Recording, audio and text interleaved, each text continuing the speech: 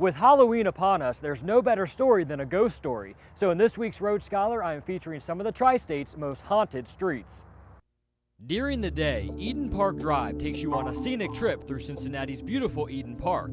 But at night, don't be surprised if you encounter a ghostly presence by the gazebo at the intersection near Fulton Avenue. It was at this exact spot in 1927 that an infamous Cincinnati bootlegger named George Remus shot and killed his wife, Imogene Remus, and her spirit reportedly still roams around in this area. If you head west into Coleraine Township, you might want to think twice about turning down the deserted Lick Road, unless you don't mind coming face to face with a ghost. The story goes that a girl named Amy was murdered by her boyfriend on Lick Road, and reportedly her screams can still be heard. Amy has also been known to write the word help on the windows of curious investigators' cars. Are you scared yet? Well, the next story takes place in Covington, Kentucky, high up in the hills of Devou Park. Here on Ridgeway Court in Devou Park, supposedly if you put your car in neutral, ghosts will push you up the hill, so we decided to try it out. With the car in neutral and my foot off the brake, sure enough, the News 5 vehicle slowly crawled up the hill, which leaves behind the question, are ghosts really to blame, or is it just an optical illusion? I guess that's for you to decide if you are brave enough. Well, the Tri-State is filled with dozens of other ghost stories, so next time you turn down a dark, deserted road, don't be surprised if you have your own encounter with a ghost. I'm Brandon Hamilton, News 5. Newport, Kentucky is home to some of the Tri-State's most infamous streets. Taking a stroll down York Street or Monmouth Street will lead you straight through Newport's Sin City past. When you think of Sin City, more than likely Las Vegas comes to mind. But before there was Vegas, there was Newport, Kentucky. In January of 1920, the federal ban on alcohol took effect, but it was during Prohibition that Newport rose to fame. The streets of Newport quickly became lined with speakeasies. Combine that with dancing girls and prostitution, and this once small, quiet river town became a city full of corruption. Prohibition came to an end in 1933, but illegal activity in Newport continued when gambling was added to the mix, turning speakeasies into casinos. And with profits soaring, the bright lights attracted some unwanted visitors.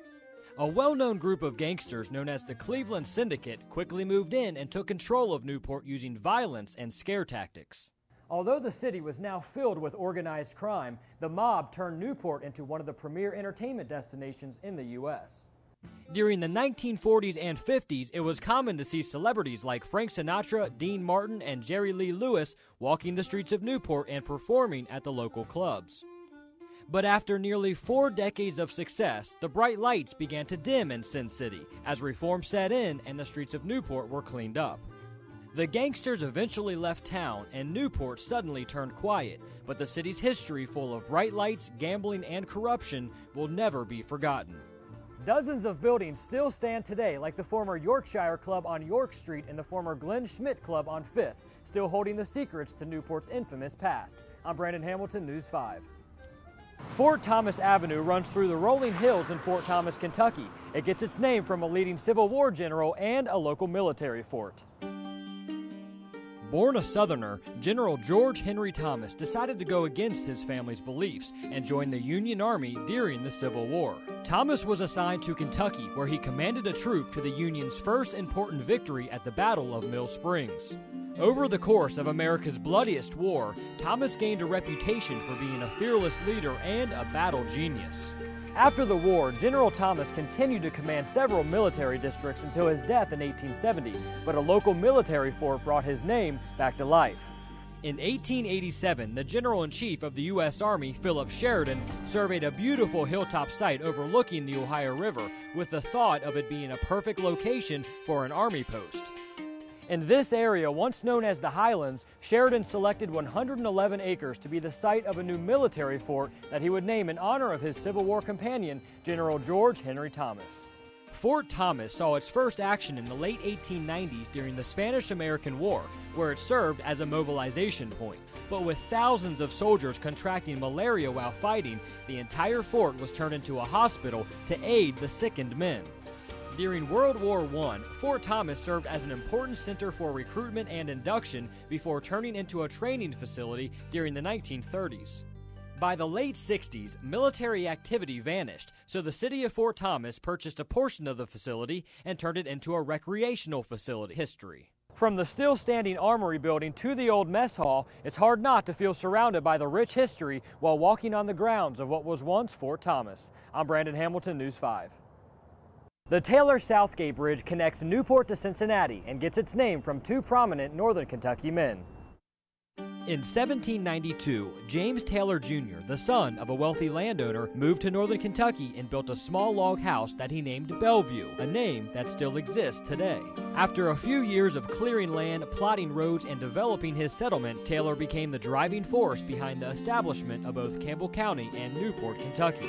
During Taylor's storied lifetime, he operated ferries across the Ohio River, chartered the Newport Bank, and founded the Newport Academy. Taylor also operated saw and grist mills along the Licking River and was the man behind the construction of the Newport Barracks, all leading to Taylor becoming the wealthiest man in Kentucky during his time. In the midst of success, Taylor built and lived in this brick mansion in Newport until his death in 1848, but he wasn't the only prominent man in the neighborhood. Just a few blocks down the road, another brick mansion was home to a leading political figure and businessman named Richard Southgate. Southgate moved to Newport in 1795 and became Campbell County's Commonwealth attorney. Years later, Southgate took on the role as state representative before moving up the ranks to state senator, where he served until 1821. During the latter half of Southgate's life, he found success manufacturing silk, which he won numerous awards for. Southgate passed away in 1857, just 9 years after his neighbor James Taylor, but both men left behind their estates, which are monuments that will keep their legacies alive. So from Southgate, Kentucky to James Taylor Park to the Taylor-Southgate Bridge, it's obvious that the names of these men and their contributions will never be forgotten. I'm Brandon Hamilton, News 5. Moorline Avenue is a small residential street in Clifton. Its name honors a man behind Cincinnati's rich brewing history. In 1842, German immigrant Christian Moorline moved to Cincinnati and set up shop as an accomplished blacksmith. Moorline specialized in making horseshoes and wagon wheels, but it was in the back of his blacksmith shop that his true masterpiece was brewing. Moorline began brewing hearty European beer, and it wasn't long before Cincinnati's large German population grew thirsty for his creation. In 1853, Moorline focused all his attention on brewing and opened the Christian Moorline Brewing Company, which was located in Over the Rhine. Moorline quickly became Cincinnati's most prominent brewer, with thousands of barrels of beer distributed annually.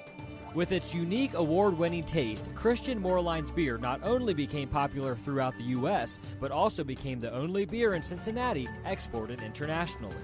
For nearly 6 decades, the Christian Moorline Brewery dominated the local brewing industry, but the dark days of Prohibition pulled the life out of the brewery, forcing the doors to close for good. A few of the buildings still exist in Over the Rhine today, acting as ghosts to the once thriving brewery, but luckily the recipe was revived and Moorline beer is back alive in Cincinnati. Moorline beer was reintroduced to Cincinnati in 1981 using the same 4 ingredients as the original recipe: malted barley, hops, water, and yeast. The classic beer, made famous during Cincinnati's rich brewing past, continues to be produced to this day and is a forever reminder to Cincinnati's own brewmaster, Christian Moorline. Soon, the Moorline name will grace the banks of the Ohio River as the Moorline Lager House is scheduled to open in early 2012. I'm Brandon Hamilton, News 5. Eggleston Avenue is a wide stretch of roadway that starts at Central Parkway and ends at Sawyer Point. Its name dates back to the pork packing days of Cincinnati. During the 1800s, Cincinnati became the pork packing capital of the United States and gained the nickname Porkopolis. Benjamin Eggleston emerged on Cincinnati's meat packing scene during the mid-19th century with an idea that would take production to a whole new level. Eggleston invented the disassembly line, which was a mechanical system that transported hanging carcasses from one butcher to the next. Eggleston's invention took over the meatpacking industry, and years later it became the inspiration behind Henry Ford's creation of the assembly line for the Ford Motor Company. Eggleston's newfound popularity became the fuel for a career shift into politics. After serving a few years on Cincinnati City Council, the Republican was elected into the U.S. House of Representatives and also served as an Ohio State Senator. It was during his time as state senator that Eggleston had this road named after him, which was once a canal. The Miami and Erie Canal ran straight through what is now Eggleston Avenue, but because of silting due to flooding and high water, this section was rarely used. With the canal owned by the state, Senator Eggleston sold the unused section to the city of Cincinnati for the development of a street. In 1863, this section of the canal was drained, paved over, and named Eggleston Avenue. So from a pork packing legend to a leading state senator, Benjamin Eggleston will forever be remembered in Cincinnati's history. I'm Brandon Hamilton, News 5. This weekend marks the 140th birthday of the Tyler Davidson Fountain on Fountain Square. In this week's Road Scholar, I am featuring Probasco Street in Clifton, which is named after the man behind this iconic fountain. In 1835, Henry Probasco and his family moved to Cincinnati in search of new opportunities. At the age of 15, Probasco landed a job as a clerk in a hardware store owned by a Cincinnati businessman named Tyler Davidson. Tyler Davidson saw a lot of potential in his young clerk, and in 1840, Davidson joined together with Probasco as business partners and set out to become the most successful hardware merchants in the city. By the 1850s, Probasco and Davidson's hardware company became one of the largest in Cincinnati, and with profits soaring, Probasco rewarded himself by building a large mansion in Clifton, which still stands here today near Lafayette Avenue. After 2 decades of success, Henry Probasco and Tyler Davidson began discussing the idea of giving back to the city that made them wealthy. Their plan was to donate a large fountain to the people of Cincinnati, but sadly, Davidson passed away before this could be done. Keeping the plan alive, Probasco traveled to the Royal Bronze Foundry in Munich, Germany, where he proposed his idea for a fountain that would be more beautiful than any other in the United States. After years of detailed sculpting, the completed fountain arrived in Cincinnati, and in October of 1871, in front of 20,000 Cincinnatians, Probasco presented the city with the Tyler Davidson Fountain, named in honor of his business partner.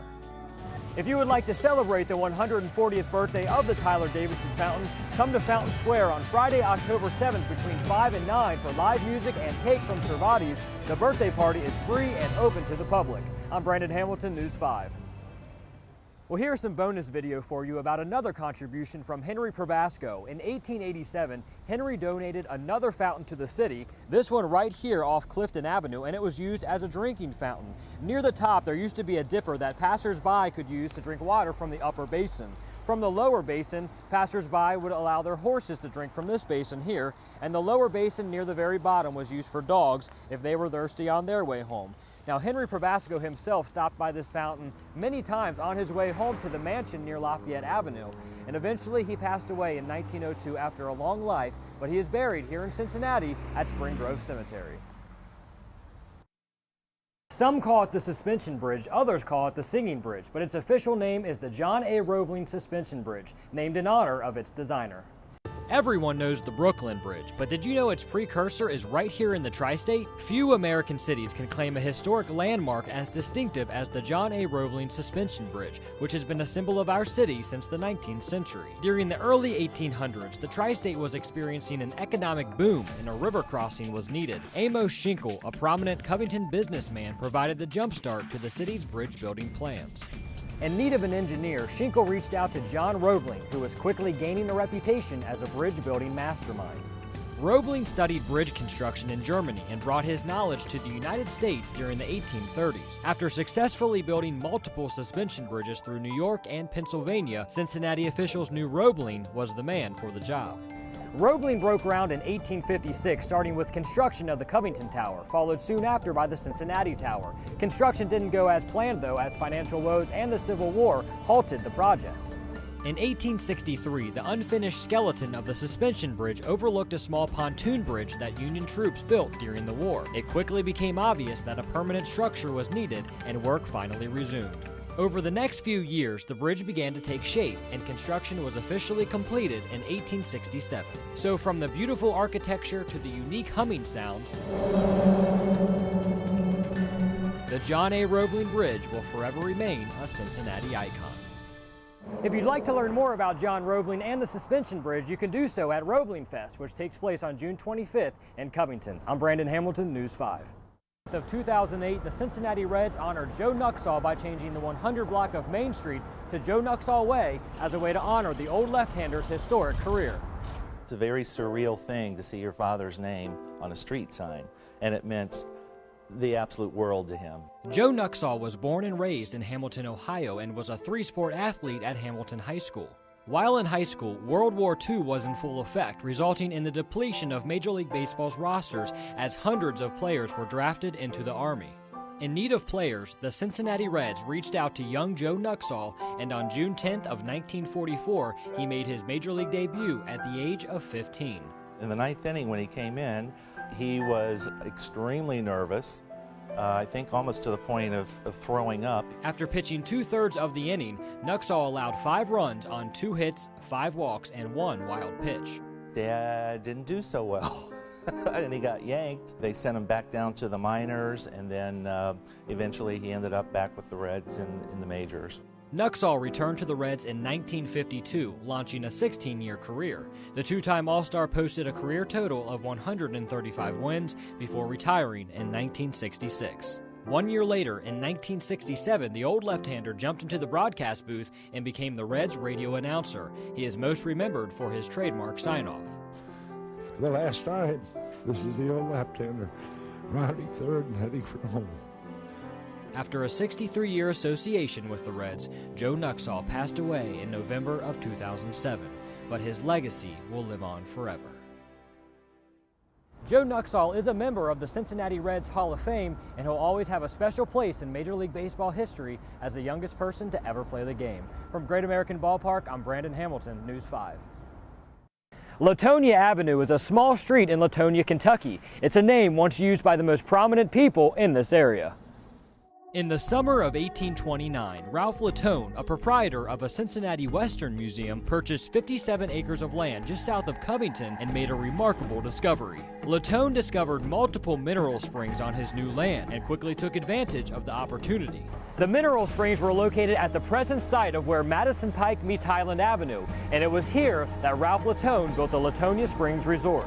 The Latonia Springs Resort attracted hundreds of prominent people where they would receive medical benefits from drinking and bathing in the springs. It was during the 1830s that the resort saw its most successful days, when wealthy Southerners fled the heat, yellow fever, malaria, and the dreaded cholera epidemic and stayed at Latonia Springs. The resort continued to thrive, but during the Civil War, few people visited Latonia Springs, leading to it closing soon after. But a new attraction kept the Latonia name alive. It was here in 1883, just a few hundred yards away from the old resort, that a thoroughbred racing facility was built called the Latonia Racetrack. The Latonia Racetrack quickly became a hit attraction and was once regarded as one of America's top sites for horse racing. With thousands of people visiting the track annually, the town around it flourished, and Latonia, Kentucky was established in 1896, once again using the name made famous by Ralph Latone. Although the Latonia Springs Resort and the Latonia Racetrack no longer exist, the origin of the name will forever be remembered through the city of Latonia. I'm Brandon Hamilton, News 5. Erkenbrecher Avenue leads you straight into the main entrance of the Cincinnati Zoo and is named after the founder of this beautiful attraction. During the 1860s, German immigrant Andrew Erkenbrecher established himself in Cincinnati as a leading producer of starch. Located on the Miami and Erie Canal, Erkenbrecher's St. Bernard Starch Works Company became one of the most successful starch factories in the country, but an unusual occurrence pulled Erkenbrecher's attention away from his business. In 1872, an outbreak of caterpillars destroyed much of Cincinnati's vegetation, but Andrew Erkenbrecher had a solution for the problem. Erkenbrecher and a group of prominent residents imported approximately 1,000 insect-eating birds from Europe and stored them in an old Burnet Woods residence. In 1873, the birds were released from their captivity and successfully ended the caterpillar outbreak. Erkenbrecher noticed people were fascinated with what he did, so he took advantage of the public's interest and founded the Zoological Society of Cincinnati, now known as the Cincinnati Zoo and Botanical Gardens. The zoo opened in 1875 and started with a small collection of animals consisting of monkeys, birds, deer, and bears, along with raccoons, elk, and buffalo. The zoo also featured a tiger, a hyena, an alligator, and an elephant. Erkenbrecher passed away just 10 years after the zoo opened, but his legacy continues to grow. The Cincinnati Zoo is now home to more than 3,500 plant and animal species, making it one of the largest zoo collections in the country. The Cincinnati Zoo is by far one of the most beautiful places in Cincinnati and is ranked as one of the top zoos in the nation, all thanks to Andrew Erkenbrecher, the man behind it all. I'm Brandon Hamilton, News 5. Dave Cowan's Drive runs parallel to Riverboat Row and ends at Newport on the Levee. This stretch of roadway honors an NBA legend with local ties.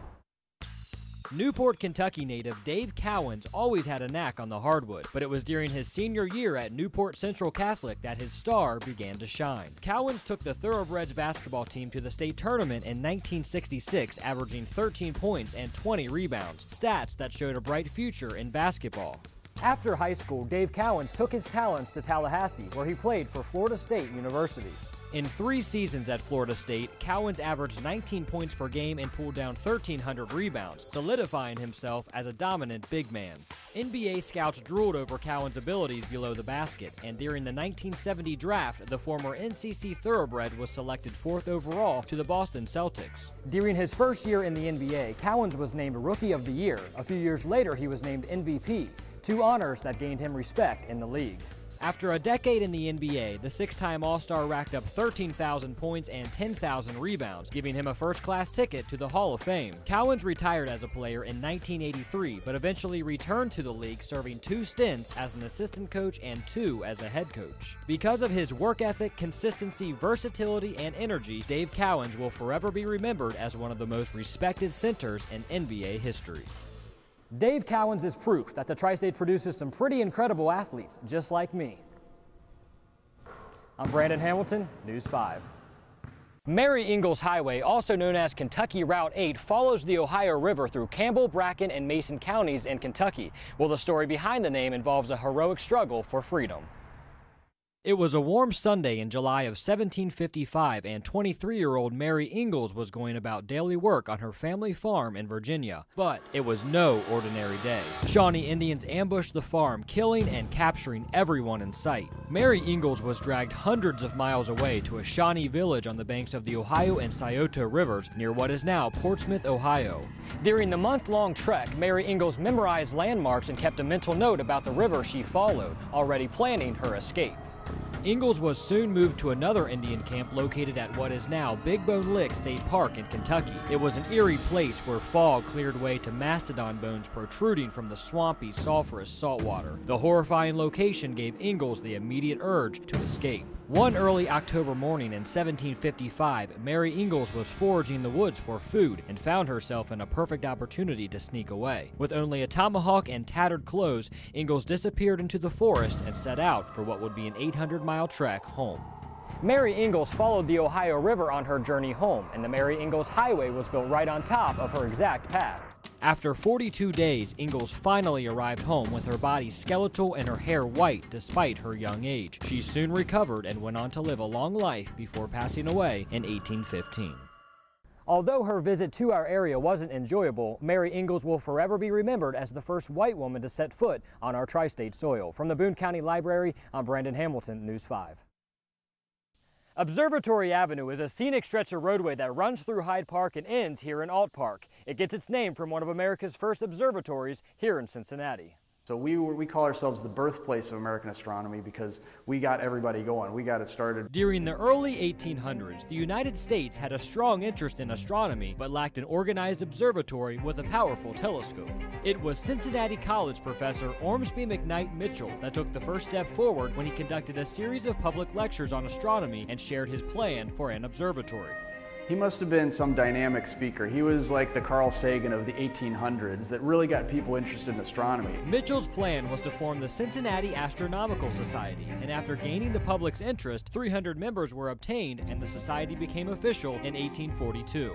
With money raised from the society, Mitchell traveled to Germany where he inspected and purchased the world's most powerful telescope, the Merce and Mahler refractor. Upon his return to the U.S., Mitchell's Astronomical Society received 4 acres of land on Mount Ida, now Mount Adams, from Cincinnati winemaker Nicholas Longworth. In 1843, the cornerstone for America's first major observatory was laid by former President John Quincy Adams, and Mount Adams was named in his honor after the ceremony. 2 years later, construction on the Cincinnati Observatory was complete just in time for the arrival of the new telescope, which went into operation on April 14th of 1845. This telescope was good for looking at double stars and identifying new stars that haven't been seen before. but it was also has the claim to fame for seeing Neptune for the first time. After 2 decades of groundbreaking space investigations, the University of Cincinnati took over control of the observatory and moved it to Mount Lookout, where it still stands today. The Cincinnati Observatory not only has an amazing place in Cincinnati's history, it also has a special place in American history as part of the foundation for our nation's space explorations. I'm Brandon Hamilton, News 5. Meering Way runs along the Ohio River in downtown Cincinnati. Its name honors a Cincinnati police lieutenant who was known for having eyes in the sky. It's a bird, it's a plane. It's Police Lieutenant Art Meering, Cincinnati's first helicopter traffic reporter. In 1958, WLW Radio introduced airborne traffic reports to Cincinnati with Meering as the eye in the sky. Meering's traffic reports were an instant success and were later aired on WLW-TV for all to see. Meering quickly became a Cincinnati celebrity, and one story goes that grateful motorists would flash their headlights when they would see the helicopter approaching. In 1960, Popular Science magazine named Lieutenant Meering Cincinnati's favorite radio commentator, whose duties included more than just reporting traffic. In between traffic reports, Lieutenant Meering would aid in police work, chasing down bank robbers, reporting on fires, and even landing his helicopter at accident scenes to direct traffic. Meering became a hero when he took to the sky during a search for a missing 12-year-old girl. The lieutenant and his pilots spotted the girl in a wooded area, and she was quickly rescued. Lieutenant Meering's popularity grew yet again during the 60s when he hosted a kids safety program on WLW-TV called Signal 3. The man known as Copter Cop retired in 1967 and sadly passed away 1 year later at the age of 54 after battling an extended illness. As he did for over a decade, Lieutenant Meering will forever look over our city from the sky above. As a traffic reporter myself, I have a lot of respect for Art Meering, and his legacy is something we can all learn from. I'm Brandon Hamilton, News 5. When you see or hear the name Findlay, more than likely you think of Cincinnati's famous Findlay Market, but there is more to the name as it dates back to the beginning of Cincinnati. During the height of the Indian attacks on our newly established city, James Findlay, a young entrepreneur, took a risk and moved to Cincinnati in 1793. At the time, Cincinnati was experiencing rapid population growth, and Findlay took full advantage of the opportunity, opening a general merchandise store near the banks of the Ohio River. In the midst of his store's success, James Findlay also served as the mayor of Cincinnati in 1805 and 1810. Findlay was pulled away from Cincinnati during the War of 1812, commanding a regiment near Detroit. Following the war, Findlay served in the U.S. Congress before returning focus to his Cincinnati business. With profits from his retail business, James Findlay purchased land just outside of Cincinnati city limits, and in 1833 a new town was born called the Northern Liberties, an early foundation for what is now the northern portion of Over the Rhine. The new land opened up space for a farmer's market, the original concept behind what is now Findlay Market. Findlay had plans to build a public market and general store on his new land, but died in 1835, putting a halt to construction. Executors of the Findlay estate donated a parcel of his land to the city of Cincinnati, specifying that it be used to build a public market named for and commemorating James Findlay. Findlay Market is a gem for our city, and we truly appreciate James Findlay's contributions. From Findlay Market, I'm Brandon Hamilton, News 5. Harrison Avenue runs from South Fairmont all the way to West Harrison. It's a long road named after America's shortest-serving president.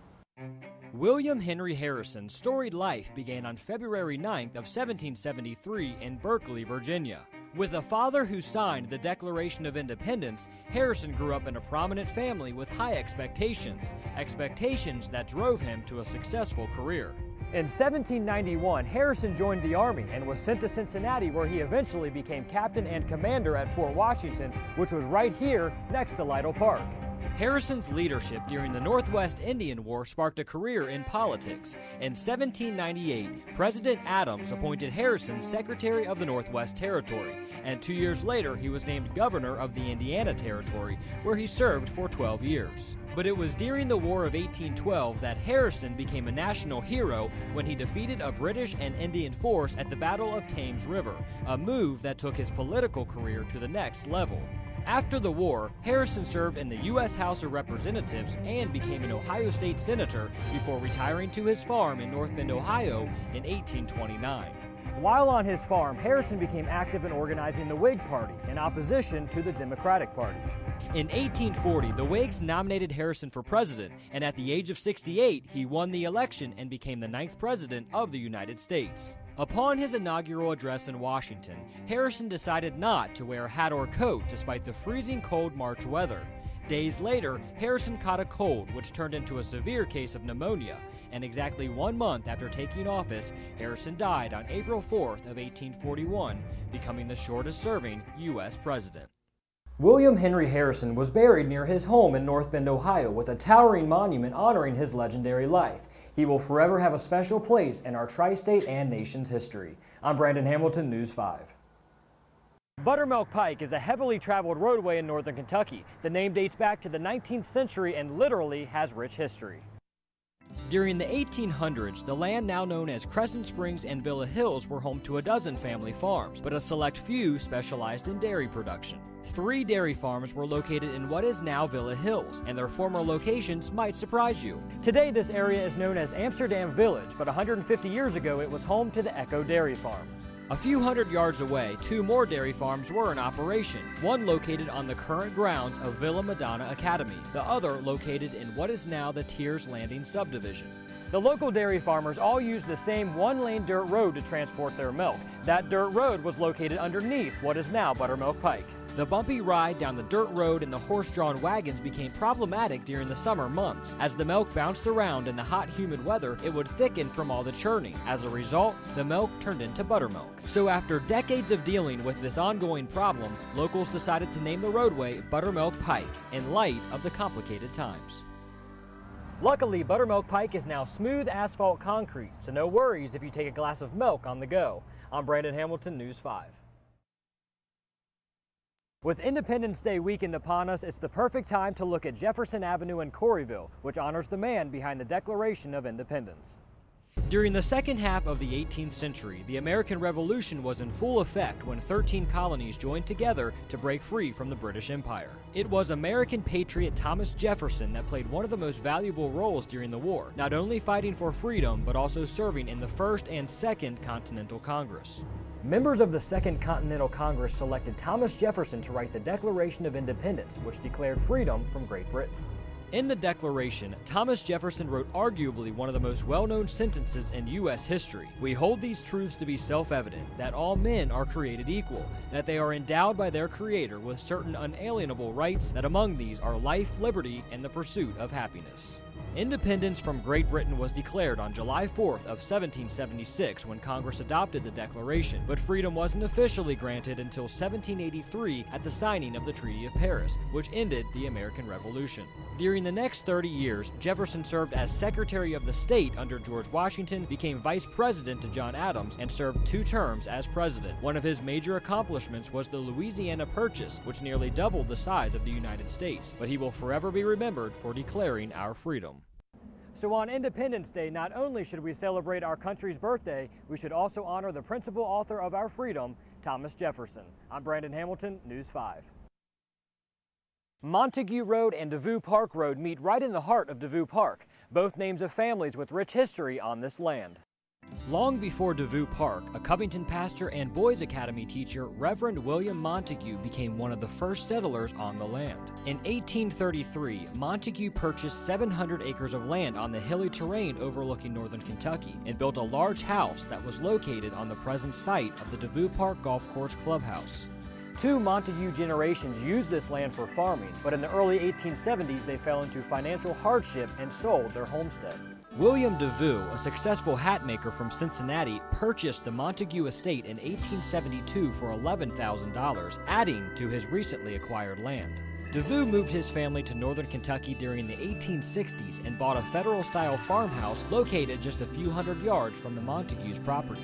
DeVue architecturally remodeled the farmhouse, and it was in this home that they raised their children, William and Charles DeVue. William DeVue Jr. grew up to be the successful brother of the two, making millions in the real estate business. But one thing the brothers had in common was their close relationship with their parents. William and Charles DeVue wanted to forever honor their parents, so in 1910 the brothers donated the family estate to the city of Covington for use as a park.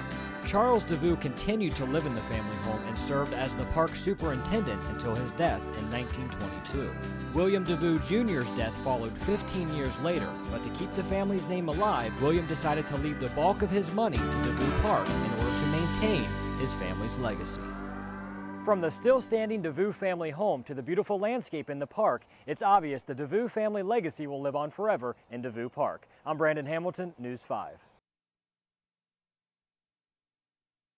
Gilbert Avenue runs straight through the heart of Walnut Hills, connecting to downtown Cincinnati. Well, the man behind the street name played a valuable role in our city's early infrastructure. During the 1850s, Cincinnati became the 6th largest city in America. It was a growing metropolis destined for greatness. In need of a mastermind to oversee the developing infrastructure, Cincinnati called upon city surveyor Alfred Gilbert and promoted him to city civil engineer. As city engineer, Gilbert oversaw dozens of construction projects, but one of his most well-known projects was the building of Findlay Market. Gilbert completed Findlay Market in 1855, but beautifying our city wasn't his only responsibility. He was also in charge of developing what lied beneath the city. During the mid-19th century, Gilbert got down and dirty as the engineer in charge of sewer construction for Cincinnati. Next to the street that bears his name, Gilbert built the Eggleston Avenue sewer, which carried runoff from the Miami and Erie Canal to the Ohio River. After a decade of contributions, Gilbert resigned as city engineer and became a colonel in the American Civil War. Gilbert's Civil War duties didn't last long, though, as he was severely wounded during the Battle of Corinth, so he returned home and went back to work as city engineer. After another decade of improving our city, Alfred Gilbert retired in 1873 and enjoyed the rest of his life on his Fairfield Township farm. He will forever be remembered for his valuable services to our city. From construction of Cincinnati landmarks to developing our city's sewers, Alfred Gilbert had a hand in it all. I'm Brandon Hamilton, News 5. Hamilton Avenue runs between Fairfield and Northside. It's a name with more than 200 years of history and is tied to an American legend. The name Hamilton has been a part of our city from the very beginning. During the late 18th century, Arthur St. Clair, the governor of the Northwest Territory, moved to Cincinnati and established one of the first counties. They named it Hamilton County in honor of American leader Alexander Hamilton, who at the time was the first Secretary of the Treasury. Hamilton rose to fame as George Washington's chief of staff and gained respect as the chief author of the Federalist Papers, which convinced the fractured populace to ratify the Constitution. As a founding father of these United States, he was widely admired. Although Alexander Hamilton never personally had a connection to Cincinnati, his name continued to grace our city out of respect for his valuable contributions to America. Hamilton's name was used again in 1791 when Arthur St. Clair ordered construction of a fort north of Cincinnati. He named it Fort Hamilton. 3 years later, a town began to rise around the fort's boundaries, which developed into what is now Hamilton, Ohio.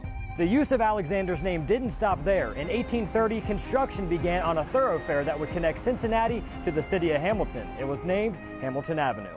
So from counties to cities to major roadways, Alexander Hamilton's name will forever be a part of our city. Well, all this time I thought I was the man behind the name. Well, we now know the name Hamilton comes from a United States founding father. I'm Brandon Hamilton, News 5. Ruth Lyons Lane is just a small alleyway in downtown Cincinnati, but the woman behind the name left behind a legacy larger than life.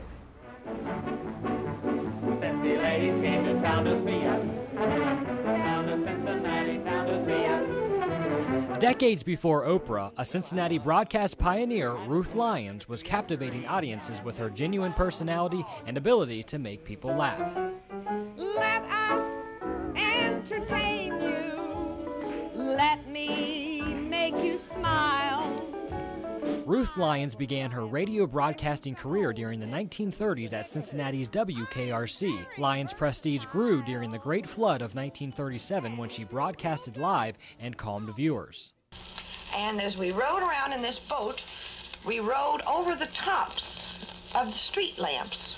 Years later, Lyons was hired by WLW and created a popular show called The 50 Club, later changed to The 50-50 Club. The program simulcasted on WLW Radio and WLW TV, and in 1951 it aired nationally on NBC for 11 months before returning to its local status. Guests included famous musicians, movie stars, political figures, and more. Every day when the clock strikes 12 o'clock. As time of fun begins, so throw away your every dog and care. After a career that spanned 4 decades, Ruth Lyons retired from broadcasting in 1967 and focused attention on her charity, the Ruth Lyons Christmas Fund, now known as the Ruth Lyons Children's Fund, which provides gifts for hospitalized tri-state children. Ruth Lyons passed away in 1988, but her legacy lives on forever here in Cincinnati.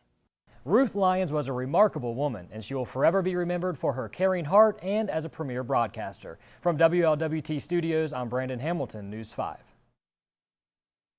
The Brent Spence Bridge is arguably one of the most important transportation links in the tri-state, while the man behind the name also had a significant importance to our area.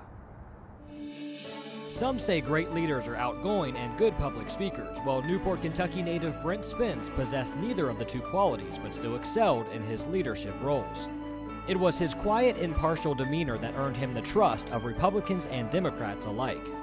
Spence began his political career in 1904 serving in the Kentucky Senate, followed by becoming a city solicitor for both Newport and Fort Thomas. Spence was praised in 1920 by the Amalgamated Steelworkers Union when he helped negotiate an end to the infamous Newport steel strike. After 12 successful years as a city solicitor, Spence took his leadership national and served 32 years as a United States congressman. As one of Kentucky's longest-serving congressmen, Spence was able to make valuable connections which greatly benefited the tri-state. Brent Spence was an ally for Franklin Roosevelt and used that influence to convince federal officials to build a new airport in Boone County, Kentucky. During the latter years of Brent Spence's life, he became chairman of the House Committee on Banking and Currency and locally championed public housing for low-income families and procured funds for flood walls in northern Kentucky. After a long and rewarding career, Brent Spence retired in 1962. 1 year later, a new bridge was built and named in his honor. Well, next time you drive across the Brent Spence Bridge, take a second to remember the importance of the man behind the name. I'm Brandon Hamilton, News 5. Dozens of notable guests have stayed at the Golden Lamb Inn, including 12 United States presidents, and some, they say, have never checked out. The Golden Lamb Inn is the oldest hotel in Ohio. With more than 200 years of history within these walls, it's no surprise that a few lost spirits still linger in the shadows. Well, there have been a number of staff members who have told me they have experienced things. Dee Dee, our assistant general manager, once told me that she was in the Buckeye room and swears that someone was breathing down her neck. Turned around to tell them off, and there was nobody there. Could this have been the spirit of celebrated U.S. Congressman Clement Vallandigham? In an unfortunate accident, Vallandigham fatally shot himself in what was then room 15 on the second floor. So if anybody has a right, as I said, to wander these halls, it would be the spirit of Clement Vallandigham. According to staff members, the Golden Lamb is also haunted by a little girl named Sarah Stubbs, who lived and died on this property. Sarah's room is said to be the most active room at the Golden Lamb, and her lonely spirit roams the halls looking for someone to play with. A few years ago, a family had their own encounter. They were waiting in the lobby, and the little boy turned to her and said, "Mom, can I play with that little girl?" And the mother said, "What girl?" "The one by the staircase in the white dress." Other guests have reported seeing a very thin and bony man with grayish skin color roaming the halls at night, possibly the spirit of Charles Sherman, who died of typhoid fever at the Golden Lamb Inn. Although some people don't experience anything during their stay, it's still an unnerving feeling to realize that the ghosts of the Golden Lamb Inn are always watching. If you are brave enough to spend the night, contact the Golden Lamb Inn for pricing and availability. Just remember, you will not be alone. Brandon Hamilton, News 5. Before Muhammad Ali and Sugar Ray Leonard were knocking people out, a Cincinnati boxer named Ezzard Charles was busy emerging as a champion. Ezzard Charles was born in Lawrenceville, Georgia on July 7, 1921 and moved to Cincinnati at the age of 9. Charles began his amateur boxing career in his teen years and set the stage for his honorable career. After 42 amateur fights, Charles posted an undefeated record. He really came along slowly, and that was the key to it, because he had time to hone his craft and learn the techniques of boxing. In 1940, 20-year-old Ezzard Charles, known as the Cincinnati Cobra, became a professional boxer and immediately moved up in the ranks, winning his first 15 fights. A few years into his professional career, he faced his toughest opponent, World War II. Charles served in the military for 2 years before jumping back into the ring in 1946. After moving into the heavyweight division, Charles defeated famed fighter Jersey Joe Walcott to win the National Boxing Association Championship, and on September 22nd of 1950, Charles defeated Joe Louis and was proclaimed the World Heavyweight Champion. Particularly winning over Joe Louis to unify the title, and that sort of marked him as a true world champion then. That was the high point of his career. After nearly 2 decades as a professional boxer, Ezra Charles hung up the gloves in 1959, ending his legendary professional boxing career with a total of 96 wins. Cincinnati later honored this Hall of Fame boxer by renaming Lincoln Park Drive to Ezra Charles Drive in remembrance of one of the greatest boxers of all time. I'm Brandon Hamilton, News 5. With street names like McCormick, McMicken, and O'Brien, it's hard not to notice Cincinnati's rich Irish history. During the 18th, 19th, and early 20th centuries, millions of immigrants migrated to the United States hoping to live the American dream. In Ohio, Irish immigrants were among the earliest settlers, but in the 1840s, Cincinnati saw its largest spike in Irish population as a result of the potato famine in Ireland. They were starving to death when the blight hit the potato. So the Irish could not get jobs, they could not really survive, so they did everything they could possible to get enough fare to go to America. Most Irish immigrants hoped to make their way as farmers here, but without any money they took any job they could find, usually the least desirable jobs, like laying railroad tracks and cobblestone roads, as well as digging canals. With a hand in the construction of our city, the Irish enhanced our cultural and social landscapes, creating the beautiful city we call home. By the 20th century, the Irish were the second largest group in Cincinnati behind the Germans, and even today they make up 10% of our population. The Irish came to Cincinnati and embraced all aspects of life, and their contributions are present to this day.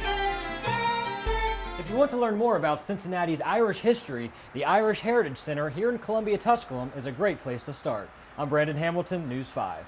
In Hyde Park and Mount Lookout, you might notice street names like Alt Park Avenue, Alt View Avenue, and Alt Park Drive, all of which are named after a successful entrepreneur from Cincinnati. During the late 19th century, printmaking experienced a boom when newspaper lithographics, glossy magazines, and posters became the predominant mode of graphics. Levi Alt, a Cincinnati black ink salesman, noticed the high demand for ink manufacturing and took full advantage of the opportunity. Alt teamed up with fellow investor Frank Wyborg, and together they launched the Alt & Wyborg Company in 1878. Levi Alt hoped to become the leading producer and distributor of ink and lithograph supplies. That hope quickly turned into reality. After 5 years, the Alt & Wyborg Company became one of the leading distributors of ink in America, and by 1928 they were the international leaders with plants and operations on 4 continents. At the peak of success, Alt sold the business during the latter days of his life, but that is not all he is remembered for. Levi Alt played a major role in Cincinnati's park system, serving as chairman for the Cincinnati Board of Park Commissioners. He generously donated 204 acres of his land to our city, now home to Alt Park. He is regarded as the father of Cincinnati parks. Well, next time you're enjoying the beautiful scenery in Alt Park, the name will have more of a meaning to you. From Alt Park, I'm Brandon Hamilton, News 5. Greenup Street in Covington, Kentucky is lined with historic properties and a few local eateries. But who is the man behind the street name? His name is Christopher Greenup.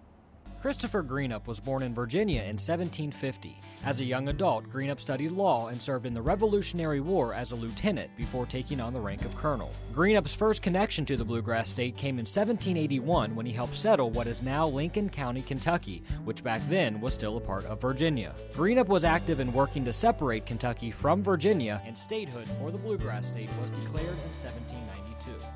Christopher Greenup's leadership started a new chapter in his life, leading him to a career in politics.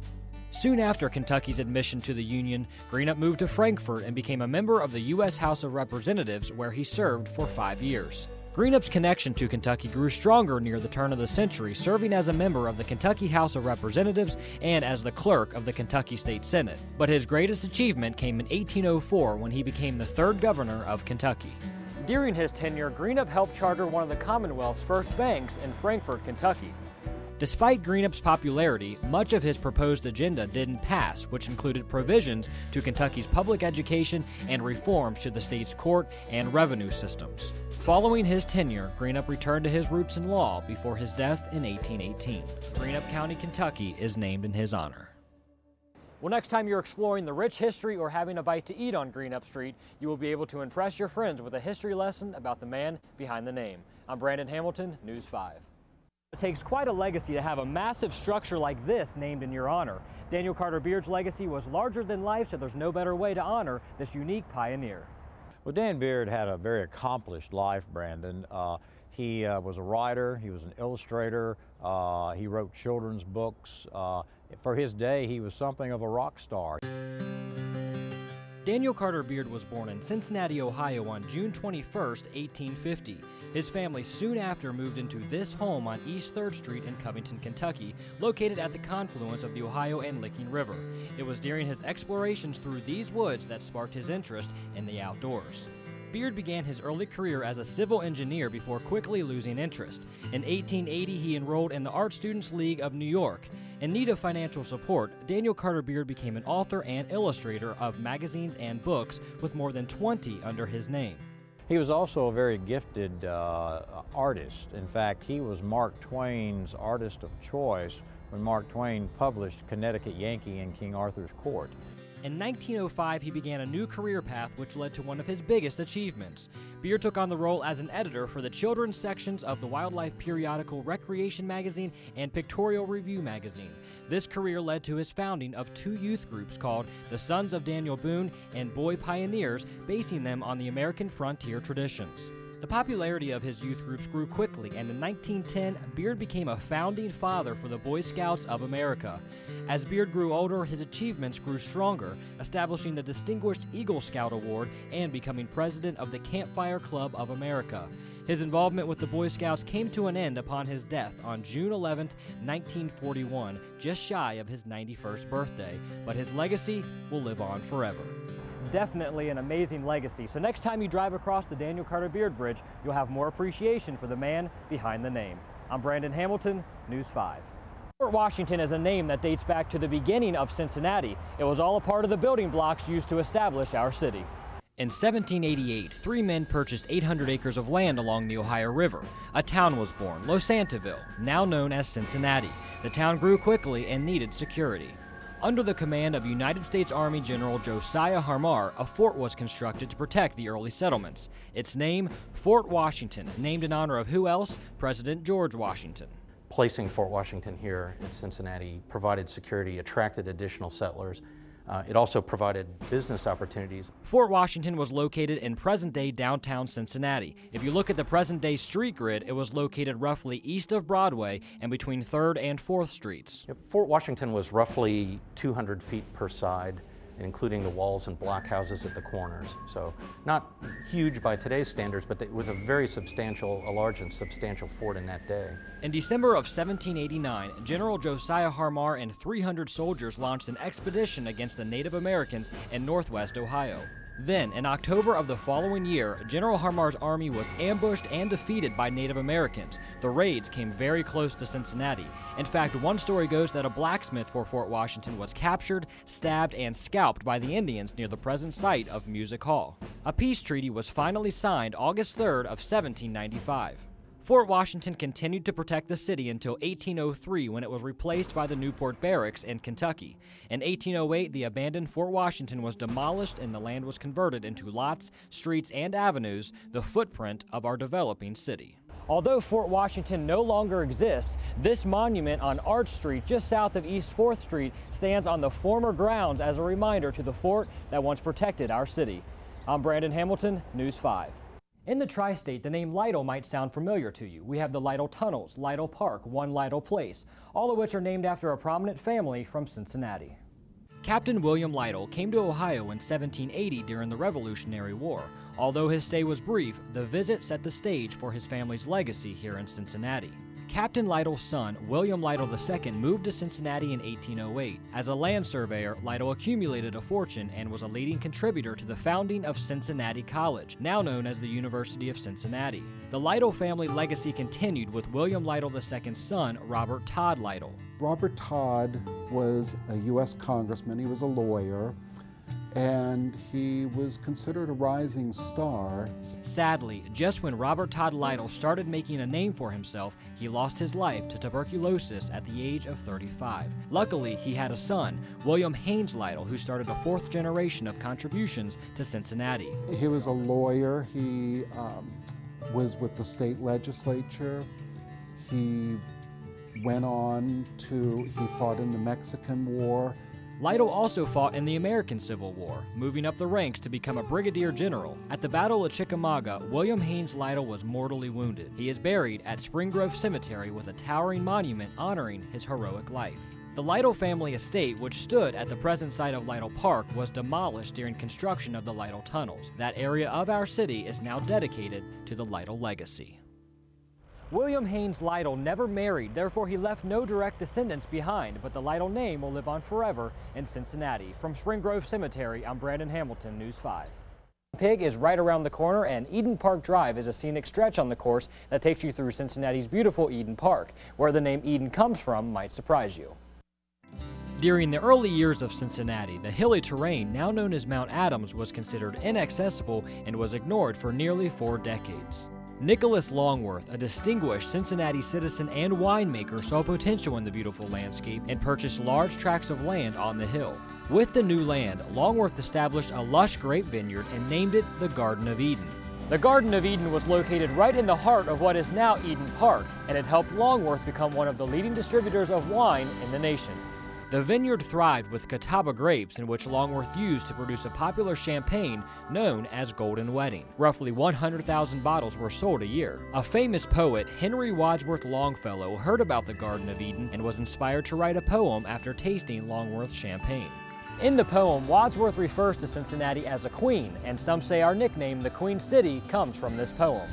During the 1850s and 60s, Longworth was at the peak of success, but an outbreak of black rot and mildew destroyed his vineyards, including the Garden of Eden. With Prohibition and the Civil War in full effect, Longworth decided not to revive the vineyards, ending his successful run. He will forever be remembered as a father to the American wine industry.